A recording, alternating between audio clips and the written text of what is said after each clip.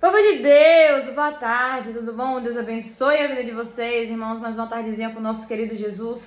E a palavra hoje está em João 13, versículo... Vamos aqui pro 36.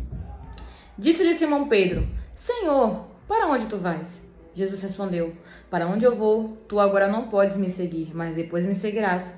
E disse-lhe Pedro: Senhor, por que eu não posso seguir-te agora? Por ti darei minha vida. Respondeu-lhe Jesus: Tu darás a tua vida por minha causa?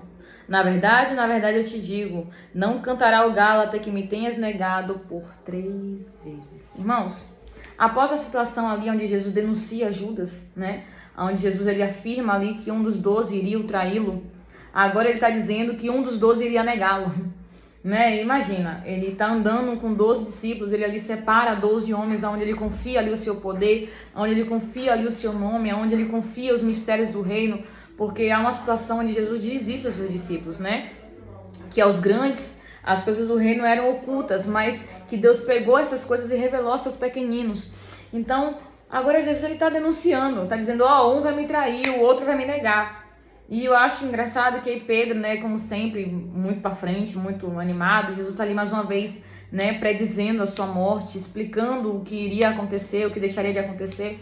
E deixa claro que naquele momento ali, eles não poderiam segui-lo, né? Naquela fase ali, os discípulos não estariam com ele. Mas haveria um momento onde todos estariam juntos novamente. Jesus já estava falando agora da salvação, né? Jesus já estava falando de um tempo que viria ainda, né? Quando ele voltasse para buscar a sua igreja.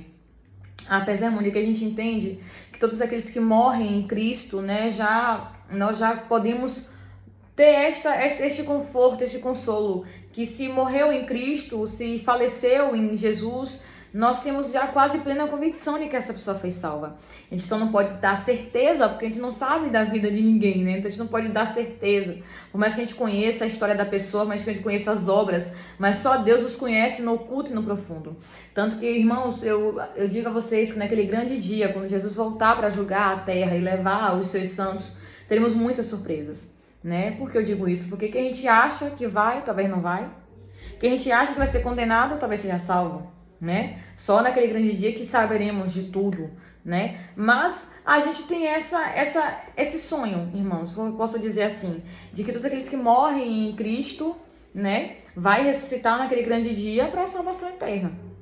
Então, Jesus ele explica isso aos seus discípulos: olha, no momento agora vocês não vão poder estar comigo, né? Eu estou indo para a morte, mas eu irei ressuscitar e depois eu vou voltar para o Pai. Mas haverá um momento que vocês vão voltar, né, que eu vou voltar e vocês vão comigo, vocês estarão junto comigo.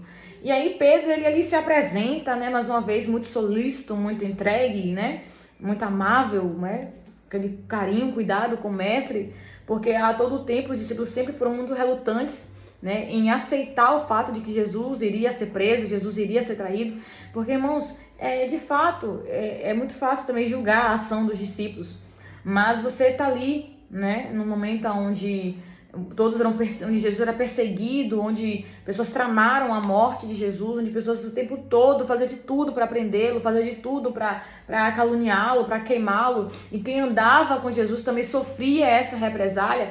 Então, eu não digo a você que a gente tem que aceitar, mas dá para compreender a reação de alguns discípulos. E aí Jesus ali, ou melhor, Pedro ali se apresenta e fala: não, mestre, como assim? Para onde o Senhor vai a gente não pode ir? Como assim? Eu dou a minha vida pelo Senhor. Eu me entregaria pelo Senhor. Eu me jogaria na frente de uma espada pelo Senhor. Só que Jesus sabia, irmãos, quem andava com ele. Tanto que no início aqui do capítulo 13, Jesus ele fala isso, né? Após ali lavar os pés dos seus, ele fala isso: eu conheço vocês. Foi eu que escolhi vocês. Eu sei quem são vocês. Eu conheço o caráter, eu conheço a natureza, eu conheço o pensamento, eu conheço as intenções do coração de vocês. Eu sei quem são vocês. Ele sabia que Judas ia trair. Ele sabia que Pedro iria negar. Sabia que Tomé não ia acreditar que ele ia ressuscitar. Ele sabia.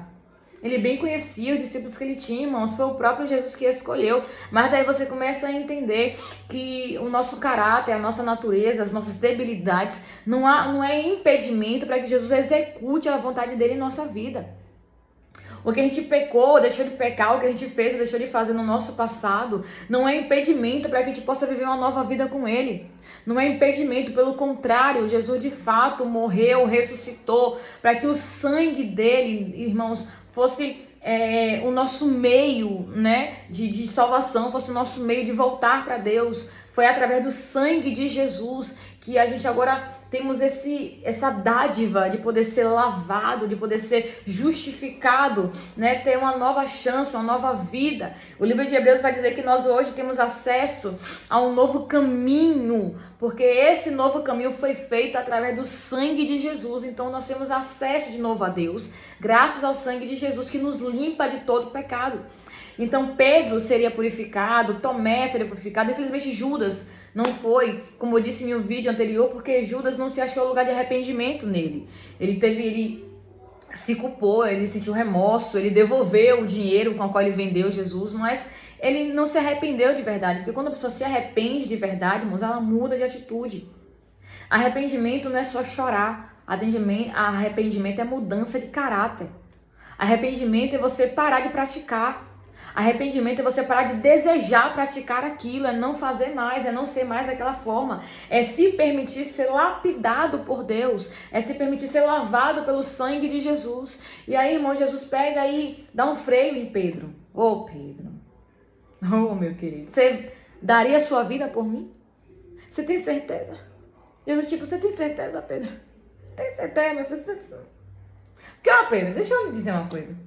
O galo não cantará 3 vezes até que você me negue. Jesus já está ali, ó, jogando no ventilador o que Pedro faria a horas seguintes, que era negar.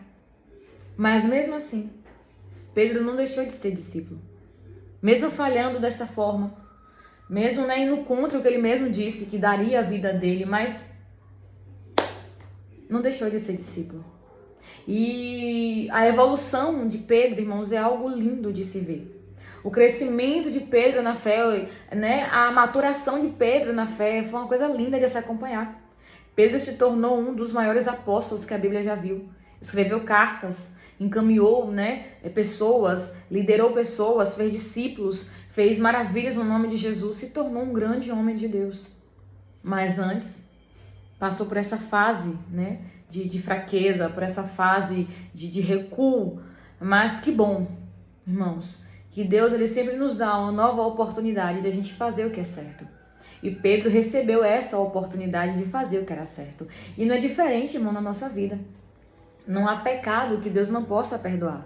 Não há falha que ele não possa consertar. Deus ele sempre está pronto a nos perdoar. A palavra diz isso, que ele é tardio no se irar, né? Deus ele sempre está ali pronto a nos perdoar, pronto a nos dar uma nova chance. Agora eu não posso abusar, né, irmãos? Eu não posso abusar do perdão de Deus, eu não posso abusar do amor de Deus. Eu não posso também querer fazer Deus de criança, né? Que hoje eu peco hoje, Deus me perdoa. Aí peco de novo, Deus me perdoa. Uma coisa, irmãos, é quando eu estou lutando contra aquilo, é quando eu estou combatendo contra o pecado. Tudo bem, mas quando eu tô, irmão, de forma relaxada, de forma imprudente, pecando de forma consciente, porque eu sei que Deus pode me perdoar, aí é diferente. Porque às vezes pode não dar tempo eu me arrepender. Quando eu fico nessa brincadeira, irmãos, quando eu fico brincando com o pecado, eu posso ter tempo de não me arrepender. Eu posso colher frutos que me levem até uma morte, irmãos, não só espiritual, até física também. Então, como eu digo aos irmãos, uma coisa é você combater contra o pecado. Uma coisa é você estar lutando, irmãos, para vencer o pecado. Aí sim, você vai ter o perdão de Deus, né, à sua disposição. Mas quando eu estou brincando, irmãos, quando eu estou alimentando, quando eu estou fazendo pecado, meu bichinho de estimação, aí eu tenho que ter cuidado. Porque eu posso não ter tempo, eu posso não conseguir alcançar, irmãos, o perdão a tempo, a redenção a tempo. Então que possamos, irmãos, estar alertas, estar vigiantes, ser pessoas prudentes e lembrar que, independente de qual seja a nossa debilidade, Jesus está pronto a nos perdoar. Seja qual for o nosso erro, Deus continua acreditando e investindo em nós, porque Ele sabe, irmãos, que nós temos sim capacidade, irmãos, de conseguir fazer a tua vontade. Que por intermédio do seu Espírito Santo temos capacidade, irmãos, de executar a palavra do Senhor, de agradar o coração dEle, de levar uma vida, irmãos, que de fato honre ao Senhor. Amém. Vamos orar? Pai, obrigada, Senhor, por esta palavra, obrigada por essa direção.